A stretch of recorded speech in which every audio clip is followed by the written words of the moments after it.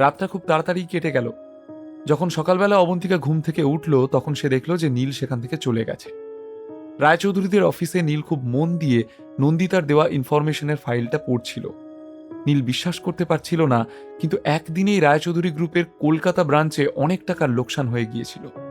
আজ সকালে share market শুরু হওয়ার সাথে সাথেই ফ্রিজিং পয়েন্ট আগের থেকেও নিচে নেমে এসেছে। স্যার, যদি এভাবেই চলতে থাকে তাহলে আমার মনে হয় না যে এই ব্রাঞ্চ বেশি দিন চলতে পারবে। আমাদের টাকা সব শেষ হয়ে আসছে। চিন্তিত স্বরে নন্দিতা বলল, হয়তো তোমার মনে হচ্ছে যে আমরা এভাবে আর বেশি দিন চালাতে পারবো না, কিন্তু আমাদেরকে পারতেই হবে নন্দিতা। নীল ফাইলটা টেবিলে ছুঁড়ে ফেলে বলল, যা খুশি হয়ে যাক, আমাদেরকে এটা করতেই হবে।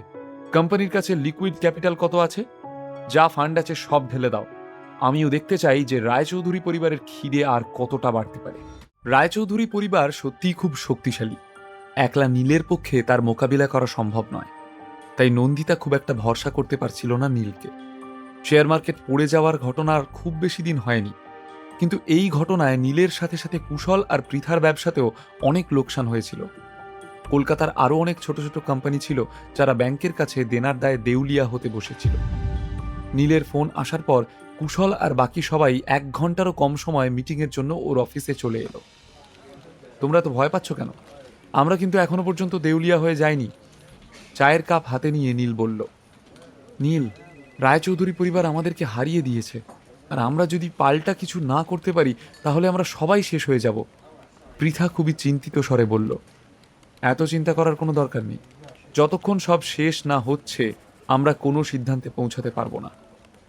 একটু হেসে নীল নিচু স্বরে কুশলকে বলল, আর যদি কিছু আনএক্সপেক্টেড হয়ে যায় তাহলে কি হবে এটাই ভাবছিস তো? কুশল, ওদিকের খবর কি? আমি তো তোকে ইনভেস্টিগেশন করতে পাঠিয়েছিলাম, তাই না? আমার কাছে এই মুহূর্তে যা খবর আছে সেই অনুযায়ী মার্কেটের অর্ধেক কেন পুরো কন্ট্রোলটাই রায়চৌধুরী পরিবারের কাছে আছে। পাল পরিবার, গুপ্ত পরিবার, এমনকি কলকাতার সবচেয়ে বিখ্যাত মল্লিক পরিবার সবাই ওদের সাথে আছে। এরা সবাই মিলে একসঙ্গে ওদেরকে সাপোর্ট দিচ্ছে। হতাশ স্বরে কুশল বলল, নীল স্যার, এবারের মতো যদি আমরা হার মেনে নিই। অর্জুন আর কিছু ভাবতে পারল না। কি? আরে সমস্যাটা কোথায়? তুমি কি ভয় পেয়ে গেলে নাকি? নীল ঠাট্টা করে বলল, না, আমি শুধু ভাবছি যে যতক্ষণে এই লড়াই শেষ হবে ততদিনে রায়চৌধুরী গ্রুপ তোমার হাত থেকে বেরিয়ে যাবে। নিখিল এরপরে আর কিছু বলল না, কিন্তু সেখানে উপস্থিত সবাই খুব ভালো করে বুঝতে পারল যে নিখিল কি বলতে চাইছে। অলরাইট, তাহলে কারোর চিন্তা করার কোনো দরকার নেই। আমি সব ব্যবস্থা করে রেখেছি। শুধু তোমরা চেষ্টা করো যে যেভাবেই হোক শেয়ার মার্কেটকে যেন স্টেবিলাইজ করা যায়। আজ দুপুর 3টের আগে শেয়ার মার্কেট ক্র্যাশ করতে দিও না। এই কথাটা বলতে বলতে হঠাৎ নীলের চোখে দুষ্টুমি চকচক করে উঠল। কনফিডেন্সের সঙ্গে নীল বলল, আমরা পিছু হাঁটব না। ধীরে ধীরে সময় যত এগোতে থাকলো রায়চৌধুরীদের কলকাতা ব্রাঞ্চের শেয়ার নিচে পড়তে থাকলো। যখনই সবাই ভাবতে শুরু করেছিল যে নীল আজ হেরে যাবে, তখনই হঠাৎ যেন মিরাকল ঘটল। শেয়ার মার্কেটে যেন ফান্ডের বন্যা বয়ে গেল। হঠাৎ করে মার্কেটে এত ফান্ড আসতে থাকলো যে শেয়ার মার্কেট শুধু স্টেবিলাইজই হলো না, উপরন্তু অন্যান্য কোম্পানিদেরও লাভ প্রায় 30% পর্যন্ত বেড়ে গেল। দুপুর 3:30-এর পর যখন শেয়ার মার্কেট বন্ধ হলো তখন সবাই জানতে পারল যে এই অদ্ভুত কাজের পেছনে কে রয়েছে। বাসু ইনফ্রাস্ট্রাকচারের সিইও রাহুল বসু পুরোপুরিভাবে নীলকে সাপোর্ট করছে। নিজের সমস্ত ফান্ড নীলকে বাঁচানোর জন্য মার্কেটে ঢেলে দিয়েছে সে। সেই সঙ্গে কমলেশ কুণ্ডু নিজের বন্ধুত্বের প্রমাণ দিতে আর নীলকে বাঁচাতে পুরো কুণ্ডু পরিবারকে নিয়ে মাঠে নেমে পড়েছিল।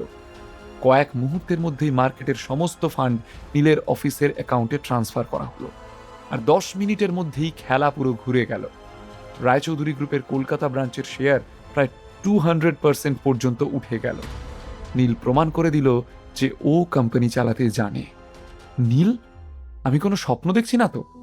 কুশল উত্তেজিত হয়ে বলল, বাসু ইনফ্রাস্ট্রাকচার আর কুণ্ডু পরিবার, ওদের দুজনের সাপোর্ট আছে আমাদের সাথে। আনন্দে নিজের জায়গা থেকে প্রায় লাফিয়ে উঠল পৃথা। ব্যবসার দুনিয়ায় এরা দুজন কেউ কারো থেকে কম না। বাহ, দারুণ ব্যাপার, দারুণ চাল চেলেছ। নিখিল, যে নাকি বরাবর চুপচাপ থাকতেই পছন্দ করে, সেও নীলের প্রশংসা না করে পারল না। শুধু আমাদেরই না, আজকে পুরো শহরের লাভ হয়েছে। নীল তো পুরো শহরের ইকোনমিকে ডুবতে ডুবতে বাঁচিয়ে দিল। নীল তো কলকাতা শহরের রাজা। নীলকে দেখিয়ে বলল কুশল, আমি তো তোমাদেরকে আগেই বলেছিলাম যে চিন্তার কোনো কারণ নেই, শান্ত হও। হতে পারে এটা কলিযুগ, কিন্তু কলিযুগেও কখনো কখনো ভগবানের কৃপা হয়ে যায়, আর ভগবানের কৃপাকে সবসময় ধন্যবাদ জানানো উচিত। কিন্তু নীল, তুমি এই দুটো পরিবারের সাহায্য পেলে কি করে? পৃথা একটু কনফিউজড হয়ে জিজ্ঞেস করলো। তাহলে এবার বুঝতে পারছো তো যে তুমি আমার সঙ্গে ভবিষ্যতে আরো বড় বড় ব্যবসা কিভাবে সামলাবে? একটা চওড়া হাসি হেসে নীল পৃথার দিকে তাকিয়ে বলল। যদিও নীল পৃথার প্রশ্নের কোনো উত্তর দিল না, কিন্তু সবাই বুঝতে পেরে গিয়েছিল যে নীল তাদেরকে কি বলতে চাইছে। নীল ঘুরিয়ে তাদেরকে এটাই বলতে চাইছিল যে এই সব জানার কোনো প্রয়োজন নেই। নীলের কথা শুনে সবাই একটু লজ্জিত হয়ে পড়েছিল। নীল নিজের চায়ের কাপটা টেবিলের উপর রেখে বলল, তোমাদের এত চিন্তার কোনো কারণ নেই। কলকাতা শহর আমার জন্য খুবই ইম্পর্ট্যান্ট, আর এই শহরের কোনো ক্ষতি আমি বেঁচে থাকতে হতে দেব না। শুধু তোমরা ভবিষ্যতেও আমাকে এভাবেই সাহায্য করো, পাশে থেকো। এরপর নীল শালিনীর সঙ্গে দেখা করতে বেরিয়ে পড়ল। গাড়ি চালিয়ে কলকাতার রাস্তা ধরে যেতে থাকলো নীল। তখনই আদ্রিতার ফোন এলো। এখন তো তুমি খুব ব্যস্ত মানুষ হয়ে গেছো, তাই না? আজকাল আমার কথা মনে পড়ে তোমার? যেই নীল এই কথাগুলো শুনল, তার ঠোঁটে হাসি ফুটে উঠল। তাদের ভালোবাসা এখন পরিণতির দিকে এগোতে শুরু করেছে। আরে না না বাবু, আসলে এত কাজের চাপ ছিল যে আমাকে কখনো এখানে তো কখনো ওখানে দৌড়ে বেড়াতে হচ্ছে।